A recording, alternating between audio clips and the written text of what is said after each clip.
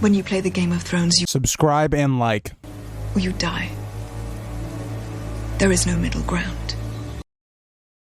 Alright, hello YouTube, and welcome back to the Grease Commons YouTube channel. Today's video, we are going to be talking about why didn't Daenerys actually marry Quentyn? What was her kind of reasoning behind it, and why it was kind of always destined to fail, and also the parallels to young Griff's story when you're talking about Quentyn as well. But before we get into the video, if you guys like to subscribe, like, and comment, please do. It helps the channel grow, reach, or appeal, and might like this content as well. And let's get into the video. So Quentyn Martell is given this mission by Doran to kind of go woo Daenerys, basically, and kind of gives him this little paper, like, signing that they had done back in the day with William Derry, who had been looking over Daenerys and Viserys at the time, and was also signed by Oberyn and overlooked by the Sea Lord of Braavos at the time, that when the time came, Viserys and Arianne would wed. Now, this ended up not happening because, obviously, Viserys dies, and Doran was kind of waiting for the right time. He was kind of waiting till Viserys kind of came into his own and made it kind of logical for then Dorne to kind of support him and then take over the Iron Throne. Now, up to this point, Doran had not seen kind of a good time to do this, and he kind of does it now. Now, Arianne was the one that was originally supposed to be the one for Dorne to be married into the crown, but again, can't happen because Daenerys is the queen, so Doran sends Quentyn. Now, the problem with this is, there's a bunch of problems. Quentyn does not look the prince role. Quentyn is not very good looking. Daenerys describes. We'll even go into Daenerys' head in this. Daenerys does not see Quentyn as very attractive. He's kind of scrawny. He's not like really muscular. And he's even compared to as one of Quentyn's companions, so they're very muscular. And Daenerys is like, maybe if it had been that dude was the, Prince of Dorne, maybe this would have been a different conversation. Now, the other problem with Doran's plan specifically in this is that Dorne really offers no help here. Like, there's no, it's a promise of swords, and Dany kind of needs help now. She doesn't really need promises, right? Because Viserys always grew up with all these promises that people were going to support him and stuff like that when he came back to Westeros. So Dany, again, is not going to support them there. So the problem then becomes, you have this kid who's not exactly attractive. He's not really Dany's type either. If you look at Dany's type, she kind of likes the bad boys, like I would say like the more barbaric type guys where they're like, really good fighters. Like, Dario kind of fits that mold. He's kind of like a pirate, kind of is how he's described. Khal Drogo, which again, she doesn't get a choice, but she comes to really like Khal. And he's a big muscular dude, barbarian type guy.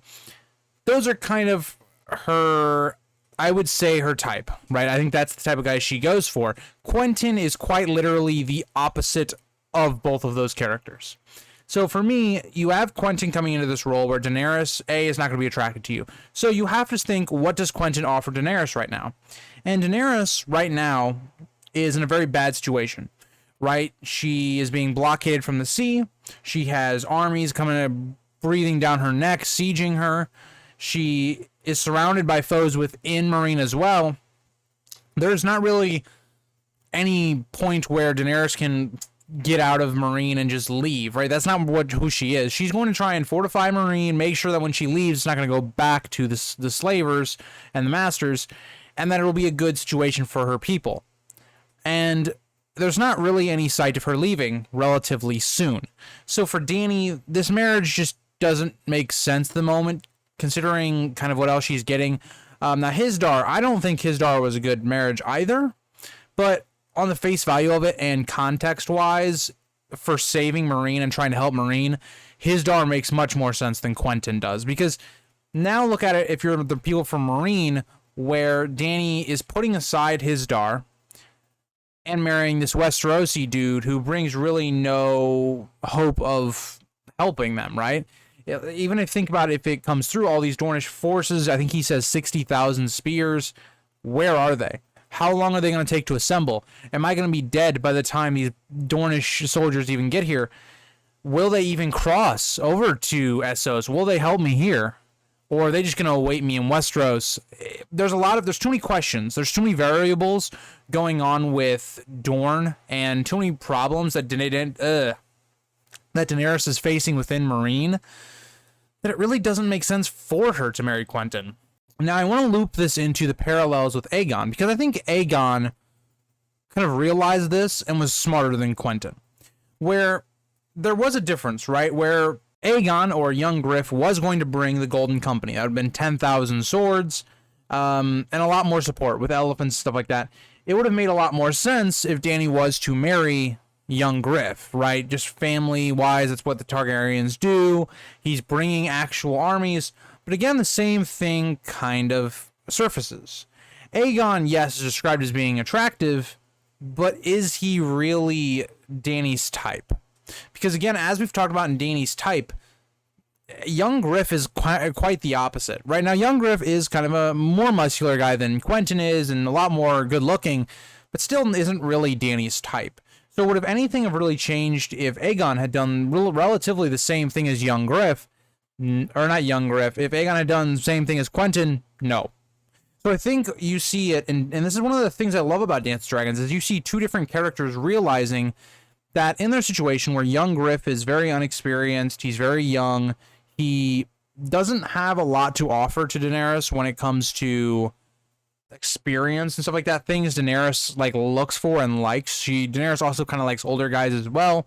Well, not older, I mean like 30s, but you know, she's, you know, very young at this point still, even though she's matured very quickly and has kind of had to come into a rulership role very early on. But that's kind of Daenerys' type. So looking at it, we see what happens with Quentyn, where he gets kind of forced into the position where, what is he going to do now? He shows up too late for Daenerys, because maybe if it had been a couple of months earlier, maybe Daenerys would have accepted this. But, you know, he then tries to get desperate, tries to get a dragon. That does not go well at all, and he ends up dying. Or does he? Let me know if you guys want me to do a Quentyn video talking about if he's alive or if he's dead. I'm not going to give you my opinions on it. You know, if you want my opinions on it, we'll do a video and talk about it. But, yeah, so that's kind of what I wanted to talk about in this video. Why everyone marrying Daenerys right now, it's kind of not going to work out because of the situation Daenerys is in and kind of what her type is. Now, I will say Victarion fits Daenerys' type. He's kind of a pirate kind of guy, big muscular brute type guy, kind of like Daario and like Cal. And he also is offering her ships, so that might be an interesting prospect, even though I don't think Victarion and Daenerys are going to have any type of relationship like that. But it is interesting to think about, because Victarion does kind of fit the profile that Daenerys would like in a guy. But thank you guys all for watching the video. Kind of a shorter one. And we're also pushing to 1,000 subscribers, so subscribe if you have not already. When we get to 1,000 subscribers, I've got some video ideas kind of planned up. I have one in particular. I wanna see what you guys think. If you're still watching at this point, let me know. Do you think me doing a Winds of Winter prediction, but for like all of the characters? So you know how I do these the videos where I will talk about a certain character. Like last week we did Tom and Myrcella. If I took pretty much all of the major and maybe more minor characters, but they're still very intriguing, and put them into one video. Now that video would be a very long video. But do you guys think that would be a good idea for 1,000 subscribers? Let me know what you guys, if you guys have other ideas you think would be really cool for an 1,000 subscribers special when we get there. But yeah, just trying to brainstorm, get that stuff prepared for you guys when that does happen. But yeah, thank you guys all for watching, and I'll see you guys in the next video. Bye, guys. If you think this has a happy ending, you haven't been paying attention.